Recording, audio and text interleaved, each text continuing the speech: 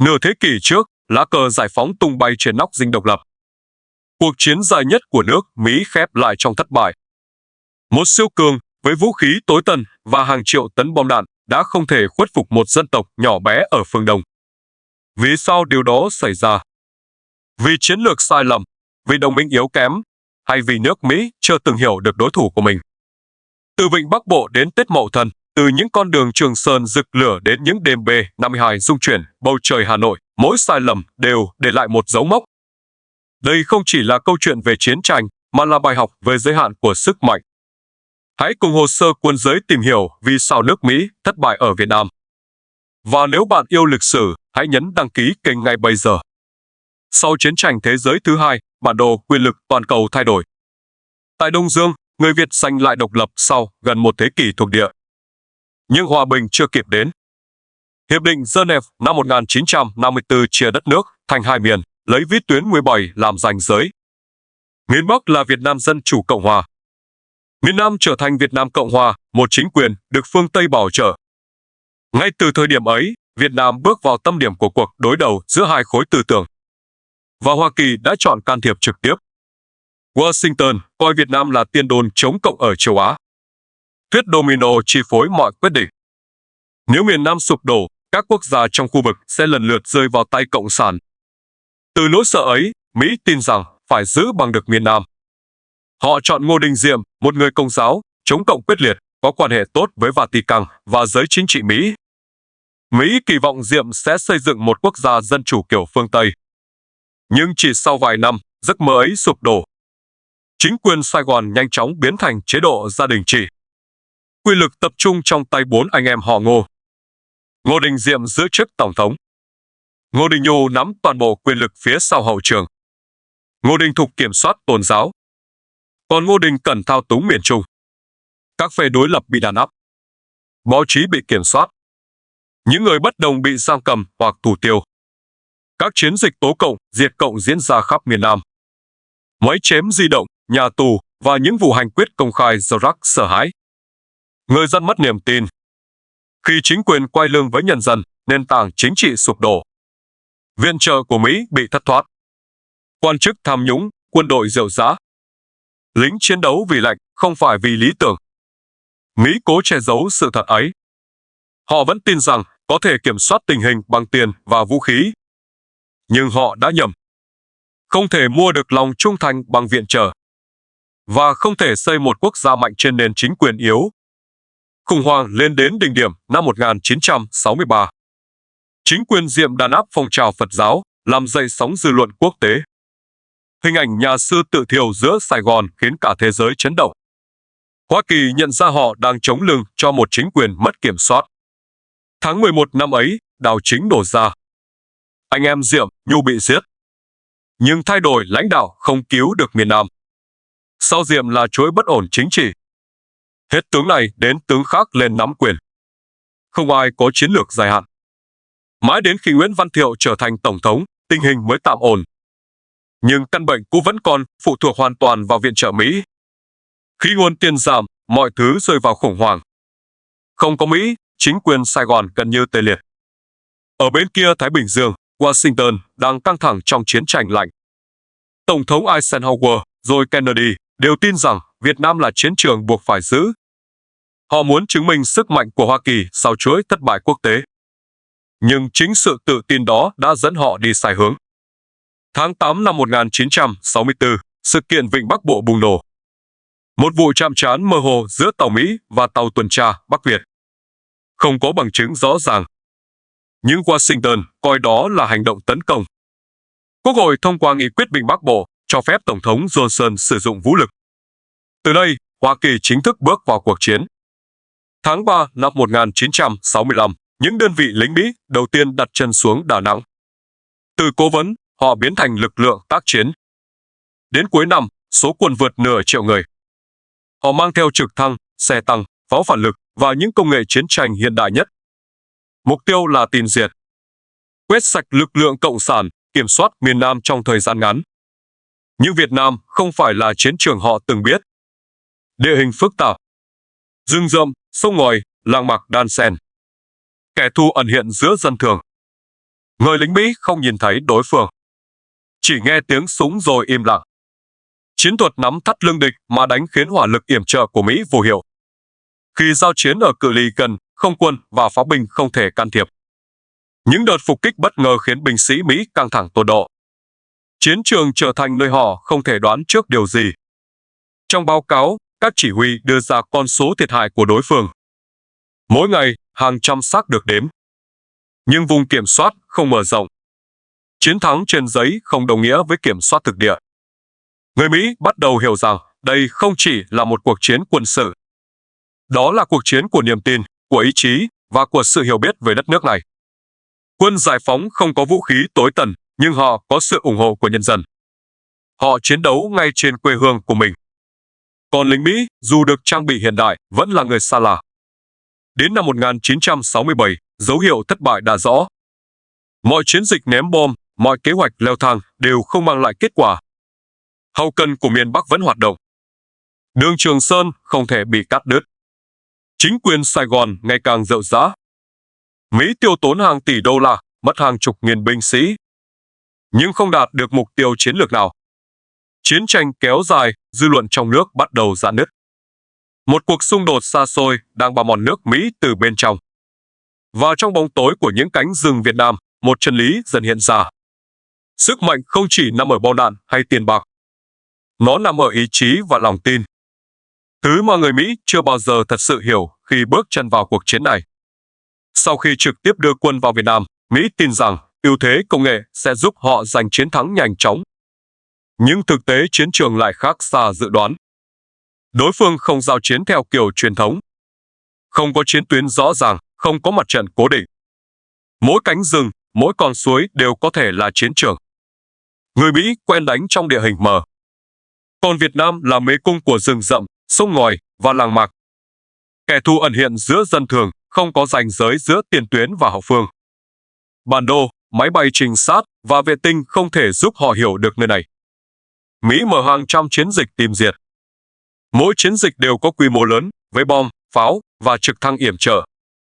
Nhưng sau khi rút quân, vùng chiếm lại bị đối phương tái kiểm soát. Khi chiến thuật không tạo ra kết quả lâu dài, mọi chiến thắng đều trở nên vô nghĩa. Trên báo cáo, sĩ quan Mỹ dùng con số thương vong để đo tiến độ.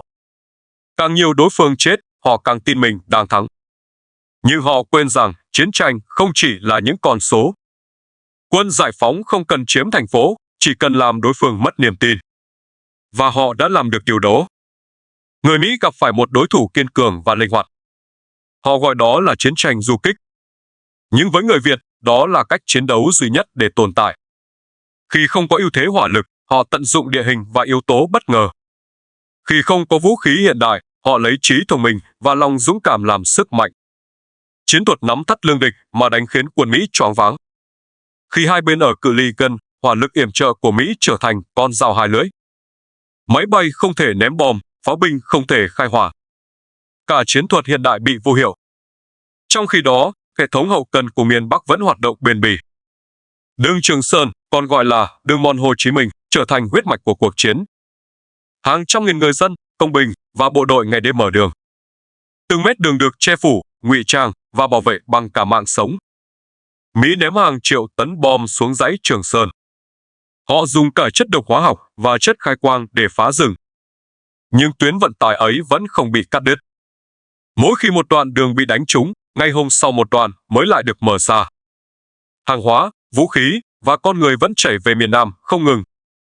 Đến khi thất bại trong việc ngăn chặn đường mòn, Mỹ chuyển sang thử nghiệm chiến tranh thời tiết. Chiến dịch Popeye ra đời với mục tiêu kéo dài mùa mưa. Họ giải hóa chất vào mây, hy vọng biến khu vực Trường Sơn thành bãi bùn. 5 năm thử nghiệm, hàng nghìn phi vụ, hàng chục triệu đô la chi phí. Nhưng kết quả chỉ là con số không. Song song với tuyến đường trên bộ, miền Bắc còn tổ chức vận tải trên biển. Đó là những chuyến tàu không số, âm thầm vượt sóng để đưa hàng vào miền Nam. Từ năm 1961 đến 1975, hàng chục nghìn tấn vũ khí đã được vận chuyển thành công. Nhiều con tàu bị bắn cháy, nhưng mạng lưới vẫn không ngừng hoạt động. Đó là kỳ tích của lòng quả cảm và tổ chức. Trước mắt người Mỹ, đây là một nghịch lý. Một quốc gia nhỏ, thiếu thốn, lại có thể duy trì hệ thống hậu cần khổng lồ trong điều kiện khắc nghiệt nhất. Còn Hoa Kỳ, với ngân sách khổng lồ và công nghệ vượt trội, lại bất lực trước một tuyến đường được mở bằng tay và xe bằng cuốc. Không chỉ thất bại trên mặt đất, Mỹ còn thất bại trên bầu trời.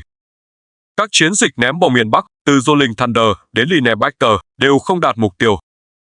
Họ tin rằng hủy diệt cơ sở hạ tầng sẽ khiến Hà Nội khuất phục. Nhưng bom đạn chỉ làm ý chí chiến đấu của người Việt thêm kiên cường. Hệ thống phòng không của Việt Nam ngày càng mạnh. Pháo cao xạ, tên lửa SAM và những đội săn B-52 xuất hiện khắp nơi. Mỗi lần không quân Mỹ cất cánh, họ đều đối mặt với lưới lửa dày đặc. Nhiều phi công bị bắn hạ, nhiều máy bay bị phá hủy. Trận Điện Biên Phủ trên không cuối năm 1972 đã chứng minh điều đó. Khi bom rơi xuống Hà Nội, thế giới thấy rõ sức chịu đựng phi thường của người Việt. Mỹ nhận ra rằng không thể dùng sức mạnh để khuất phục một dân tộc sẵn sàng hy sinh. Và đó chính là bước ngoặt khiến chiến lược của họ tàn vỡ. Trong khi thất bại trên chiến trường, nước Mỹ bắt đầu rung chuyển từ bên trong. Truyền hình mang hình ảnh chiến tranh đến từng gia đình. Người dân thấy binh sĩ chết, thấy trẻ em Việt Nam chạy trong khói lửa. Câu hỏi chúng ta đang làm gì ở đó vang lên khắp nước Mỹ. Các cuộc biểu tình phản chiến bùng nổ. Sinh viên, trí thức và cả cựu binh xuống đường. Những buổi truyền hình trực tiếp về chiến sự trở thành đòn đánh vào niềm tin quốc gia. Hình ảnh đội quân bất bại của Hoa Kỳ dần biến mất. Hồ sơ Lầu Năm Góc bị rò rỉ, phơi bày sự thật về những lời dối trá của chính phủ. Người dân biết rằng 4 đời Tổng thống Mỹ đã cố tình giấu giếm thất bại. Những quyết định leo thang, những lời hứa rút quân, tất cả chỉ là vỏ bọc chính trị. Lòng tin sụp đổ. Còn phong trào phản chiến thì lan rộng. Trong quân đội, tinh thần binh sĩ cũng xuống thấp. Nhiều người nghiện ngập, đào ngũ hoặc bất tuân mệnh lệnh. Họ không còn tin vào lý do mình đang chiến đấu. Một cuộc chiến vô nghĩa đang bào mòn linh hồn của cả một thế hệ. Mỹ vẫn cố chứng minh rằng họ đang thắng. Nhưng con số thương vong không biết nói dối. Hàng chục nghìn lính tử trận, hàng trăm nghìn người bị thương. Còn phía sau, những chiếc quan tài phủ cờ tiếp tục trở về trên các chuyến bay đêm. Mọi chiến lược của Hoa Kỳ đều mắc cùng một sai lầm. Họ đánh giá thấp ý chí độc lập của người Việt. Họ coi chiến tranh là bài toán kỹ thuật. Nhưng đây là cuộc đấu của tinh thần và lòng tin. Và trong bài thi đó, người Việt là kẻ hiểu rõ quy luật hơn. Mỹ có thể thống kê mọi thứ, số bom, số súng, số người. Nhưng họ không thể đo được niềm tin của một dân tộc vào tự do. Khi chiến tranh trở thành bài kiểm tra ý chí, kết quả chỉ còn một. Kẻ mạnh hơn về vật chất không phải lúc nào cũng là người chiến thắng. Và trong những năm khói lửa ấy, Việt Nam đã chứng minh điều đó bằng máu, bằng lòng kiên cường và bằng niềm tin rằng tự do không bao giờ được ban tặng, nó phải được giành lấy. Năm 1968, một cơn địa chấn làm rung chuyển toàn bộ chiến lược của Hoa Kỳ. Đó là cuộc tổng tiến công và nổi dậy Tết Mậu Thân. Quân giải phóng đồng loạt tấn công vào hơn 100 thành phố, thị xã và căn cứ quân sự trên khắp miền Nam. Súng nổ ngay giữa Sài Gòn. Tiếng bom vang lên tại tòa đại sứ Mỹ. Những hình ảnh đó khiến cả thế giới sững sờ. Người Mỹ từng tin rằng đối phương đang suy yếu. Họ được báo cáo rằng chiến thắng chỉ còn là vấn đề thời gian. Nhưng thực tế đã phủ nhận tất cả. Cuộc tiến công Mậu Thân không chỉ là trận đánh quân sự. Đó là đòn giáng mạnh vào niềm tin của Washington. Báo chí Mỹ gọi đây là cú sốc lớn nhất kể từ Trân Châu Cảng. Người dân Mỹ lần đầu tiên nhận ra nửa triệu lính, hàng tỷ đô la và những lời hứa chiến thắng, tất cả chỉ là ảo tưởng. Trong vài tuần, sự lạc quan của chính phủ Johnson sụp đổ. Tổng thống phải lên truyền hình, tuyên bố không tái tranh cử. Bộ trưởng Quốc phòng McNamara từ chức. Và nước Mỹ bắt đầu tìm đường rút lui trong danh dự. Tuy thất bại trong quân sự, nhưng Tết Mậu Thân đã mở ra bước ngoặt chính trị. Đàm phán hòa bình được khởi động tại Paris. Hai bên ngồi đối diện nhau. Phía Việt Nam Dân Chủ Cộng Hòa kiên định mục tiêu chấm dứt chiến tranh, rút hết quân Mỹ. Còn Washington tìm cách trì hoãn, hy vọng xoay chuyển tình hình. Khi Richard Nixon lên làm Tổng thống năm 1969, ông đưa ra kế hoạch Việt Nam hóa chiến tranh. Mỹ sẽ rút quân dần, chuyển giao nhiệm vụ chiến đấu cho quân đội Sài Gòn. Nghe thì hợp lý, nhưng thực tế lại là một ván cờ tuyệt vọng. Không một quân đội nào có thể mạnh lên trong khi tinh thần đã suy sụp. Nixon cố gắng kéo dài thời gian bằng những chiến dịch ném bom mới. Ông tin rằng sức mạnh không quân có thể buộc Hà Nội nhượng bộ. Nhưng càng leo thang, Mỹ càng bị cô lập. Thế giới phản đối. Dư luận trong nước sôi sục. Người dân Mỹ không muốn gửi thêm con trai của mình đến Việt Nam. Những cuộc biểu tình phản chiến lan khắp các trường đại học. Từ New York đến Washington, từ California đến Chicago, hàng trăm nghìn người xuống đường. Họ mang biểu ngữ, hát những bài ca phản chiến và hô vang hãy mang họ về nhà. Máu đã đổ ngay trên đất Mỹ khi cảnh sát nổ súng vào sinh viên biểu tình. Hơn 4 triệu học sinh, sinh viên tham gia bái khóa toàn quốc. Truyền hình tiếp tục đưa hình ảnh chiến tranh đến từng phòng khách. Người dân thấy bom Mỹ rơi xuống Hà Nội, thấy trẻ em Việt Nam bị thương, thấy sự hoang mang của lính Mỹ trong rừng rậm. Niềm tin vào chính phủ bị xóa sạch. Những bài phát biểu hùng hồn không còn thuyết phục ai. Rồi năm 1971, hồ sơ Lầu Năm Góc bị rò rỉ. Hàng nghìn trang tài liệu tuyệt mật tiết lộ toàn bộ sự thật về cuộc chiến. Người Mỹ bàng hoàng khi biết 4 đời Tổng thống đã nói dối. Từ Eisenhower đến Johnson, tất cả đều che giấu thất bại. Chiến tranh không còn là nhiệm vụ quốc gia, nó trở thành gánh nặng đạo đức. Các nhà báo gọi đây là cuộc chiến bị lừa dối. Mỗi trang tài liệu là một lời thú nhận. Mỹ đã mở rộng chiến tranh sang Lào và Campuchia mà không thông qua quốc hội. Họ đã ném bom vào vùng dân cư, vi phạm hiệp định quốc tế. Những sự thật ấy làm nước Mỹ rạn nứt từ bên trong. Trên chiến trường, tình thế của Sài Gòn ngày càng tuyệt vọng. Dù được viện trợ hàng tỷ đô la, quân đội Việt Nam Cộng Hòa vẫn yếu. Nhiều sĩ quan tham nhũng, nhiều đơn vị tan rã khi chưa giao chiến. Khi Mỹ rút quân, những khoảng trống nhanh chóng lộ ra. Còn miền Bắc thì ngày càng mạnh. Năm 1972, quân giải phóng mở cuộc tổng tấn công xuân hè trên 5 mặt trận. Trận chiến 81 ngày đêm ở thành cổ Quảng Trị trở thành biểu tượng của ý chí Việt Nam. Máu đổ, bom rơi, nhưng lá cờ chiến thắng vẫn tung bay. Áp lực từ chiến trường buộc Mỹ phải quay lại bàn đàm phán. Tuy nhiên, Nixon vẫn muốn một đòn kết thúc trước khi ký hiệp định. Tháng 12 năm 1972, ông ra lệnh mở chiến dịch Linebacker 2. Hàng trăm máy bay B-52 ồ ạt ném bom xuống Hà Nội và Hải Phòng. Những pháo đài bay bất khả chiến bại trút xuống hàng chục nghìn tấn bom. Nhưng kết quả lại là thảm họa. Lưới lửa phòng không của Việt Nam dày đặc. Hàng loạt B-52 bị bắn rơi, nhiều phi công Mỹ bị bắt sống. Thế giới phẫn nộ, còn dư luận Mỹ nổi giận. Một tờ báo khi ấy viết, chúng ta đang ném bom để chứng minh rằng mình đã thua một cách đàng hoàng. Sau thất bại ấy, Nixon buộc phải ngừng ném bom và quay lại Paris. Ngày 27 tháng 1 năm 1973, Hiệp định Paris được ký kết. Hoa Kỳ chấp nhận rút toàn bộ quân đội khỏi Việt Nam. Mọi nỗ lực kéo dài chiến tranh đều chấm dứt. Những người lính Mỹ cuối cùng rời khỏi Sài Gòn ngày 29 tháng 3 năm 1973. Họ leo lên trực thăng, nhìn lại mảnh đất mà họ từng tin có thể giải cứu. Nhưng thực tế, họ đang rút lui trong thất bại. Sau khi Mỹ rút, chính quyền Sài Gòn chỉ còn tồn tại nhờ viện trợ. Khi nguồn viện trợ bị cắt, bộ máy ấy sụp đổ. Tháng 3 năm 1975, chiến dịch Hồ Chí Minh bắt đầu. Quân giải phóng tiến công như vũ bão. Từng thành phố miền Trung lần lượt giải phóng. Ngày 21 tháng 4, Nguyễn Văn Thiệu từ chức và bỏ chạy. Một tuần sau, Sài Gòn rơi. Trưa 30 tháng 4 năm 1975, lá cờ giải phóng tung bay trên nóc Dinh Độc Lập. Cuộc chiến dài nhất trong lịch sử nước Mỹ kết thúc. Khi những cánh cửa trực thăng đóng lại, người Mỹ hiểu rằng họ đã thua. Thua không phải vì thiếu súng, thiếu bom hay thiếu tiền, mà vì họ không hiểu đối thủ.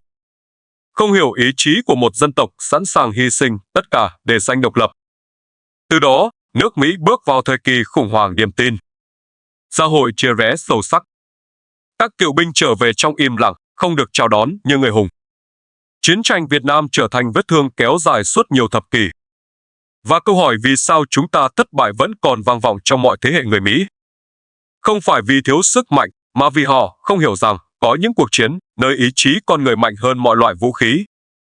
Chiến tranh Việt Nam kết thúc. Những âm vang của nó vẫn còn. Không chỉ với người Việt, mà cả với nước Mỹ. Năm 1975, khi chiếc trực thăng cuối cùng rời nóc đại sứ quán, thế giới chứng kiến sự sụp đổ của một huyền thoại. Hoa Kỳ, siêu cường của thế kỷ 20, đã thất bại trong cuộc chiến mà họ tin là chính nghĩa. Họ thua không phải vì thiếu vũ khí hay sức mạnh. Họ thua vì đánh một cuộc chiến mà họ không hiểu.